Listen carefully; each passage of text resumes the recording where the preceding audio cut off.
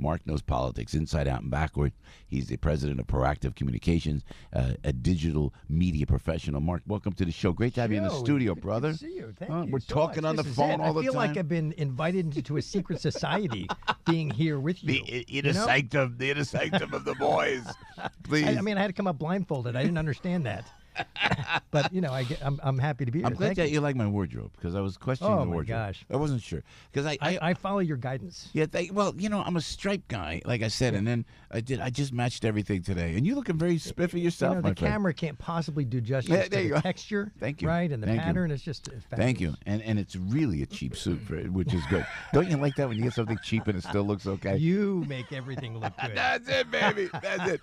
Hey, Mark, thank you, man. It's great to have you with us. All good in your life and everything. Excellent. And I know your sister now is the mayor of a beautiful town in New Jersey. I love this, Borough. man. Yeah. Absolutely. How the cool first is that? female mayor of Mendham, New Jersey. Yeah. Absolutely. So I have to tell you, too, as you watch and as you listen, 7:30 with Joe and Mark, and I will ask you to stick around a little bit because we have a lot to talk about.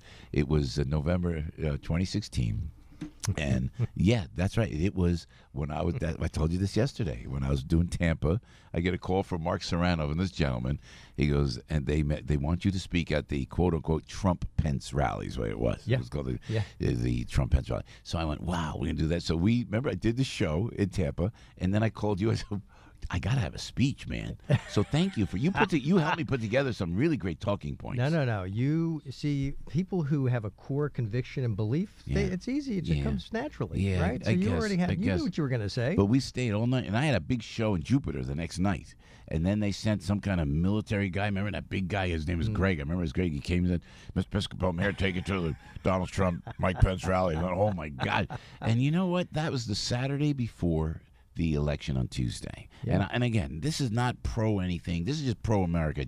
And I'm so enthralled on how this works. And I didn't even ask how you had the inside line to all this, by the way. Don't forget, a week before, I called you and said, Rudy wants you in Florida. Yeah, remember we went. We went. That was your first trip. God, Rudy was a rock star. Yeah. He was a rock star. But he wanted you. He wanted you to go with him. And as we did, and I appreciate that. And we went all around with Bo, and we went all around, and I could see the Puerto Rican Americans, the Latino Americans, the whole Cuban Americans. Yeah, oh, yeah. They were all with Donald Trump shirts, Mark. Yeah. I saw it unfold. And then when I did that rally in Tampa, I went, wow. I said, something's happening here.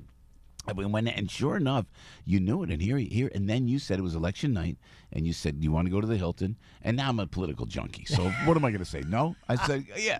I got I always say Frankie knows. I got to get up for the kids. I got to go pick up the kids. I said I'm going. Yeah. And we were there in Scarab.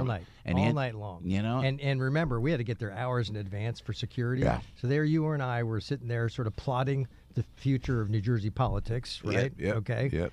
Late at night, but and then I said goodbye to you at about 4:30 that morning, and you headed downtown for the show. And I saw John McLaughlin walking. I always tell John when he comes on the show, he walked into the parking garage on 48th Street, and he goes. I said, "You knew?" He goes, "They had. I think he and Brad Pascal had. Yeah. They know." Yeah. So let me ask you this now, Yeah. and thank you for that first of all, because that was monumental. Yeah, And Anthony's I'm glad to share it with you. You were That was positive. Your sister was positive. The Serrano family was positive. Mark Serrano, a political expert extraordinaire. And then I just Anthony Scaramucci knew. He goes. Mooch said this guy's going to win. Remember some people. Remember there was Bo Deedle said, I've seen this story before. It ain't gonna happen. Frankie's going like this. Never happen. Boom, Pennsylvania. Boom, Wisconsin. That was after we lost Virginia. I said, forget about Virginia. Yeah. We didn't need it. And then all the other states went, and we saw it like that. But do they know? If Donald Trump, and and you're on the inside. If the president sees those algorithms not as positive as they were in 2016, and he's getting close, and it's 6 months out, does he step away? Because they will know. This guy, Brad Pascal, who you were kind enough to introduce me to, is a genius. He's a genius.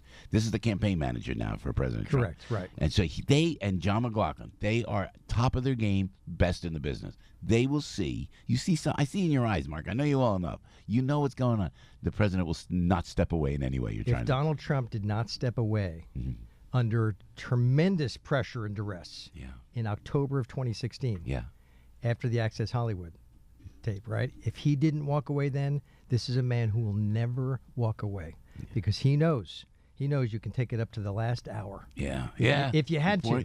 If you point. had to, Yeah, right? yeah. But of course, 2016 and 2020 will be completely different. Yeah. I mean, that was an upstart. That was something historic, something ragtag, and it was really driven by himself, by the man himself. Yeah. I knew that if you take a look back, Joe, I knew leading into 2016 the basic formula from the early days of the current primary system, the late 60s, right? Through today, through 2012, the Republicans had nominated a prior runner-up 5 times, right? It worked out for Reagan, it worked out for Bush, but it didn't work out so well for Dole or for McCain or for Romney. They all had one that comes in second, the prior presidential election year.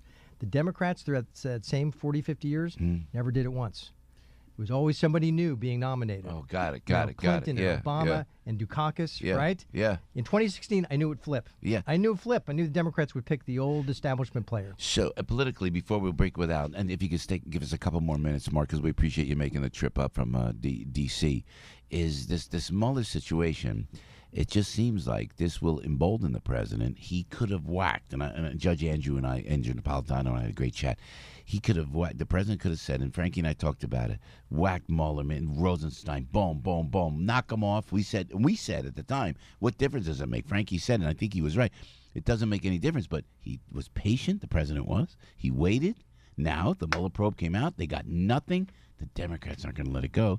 Could this backfire on them as much as we think it can? So the reason why he had so much restraint was because he knew all along there was nothing defined. Yeah. So what did it matter? Okay, guys, go ahead. Knock yourselves out.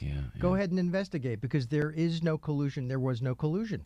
No obstruction, no collusion. This is a total vindication, Joe. Yeah. Total vindication. But let me tell you something.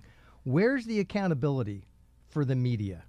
Where's the accountability for them? CNN and the New York Times and MSNBC, they built business models around the collusion delusion. They built entire business models around it. Where's the accountability for them? Do you remember after 2016, the New York Times ran a big editorial saying we were wrong? It was a mea culpa editorial, right? I want another mea culpa editorial from the New York Times. Yeah. They should come clean and admit that they built their entire business model around collusion and they were wrong. Mark Serrano, 877-970-2999. Mark, if you want to hang around, we'd love to have Joe. you here. Frankie is here. Debbie is here. Big Al is standing by. He's got the headline news live and local right here on AM 970.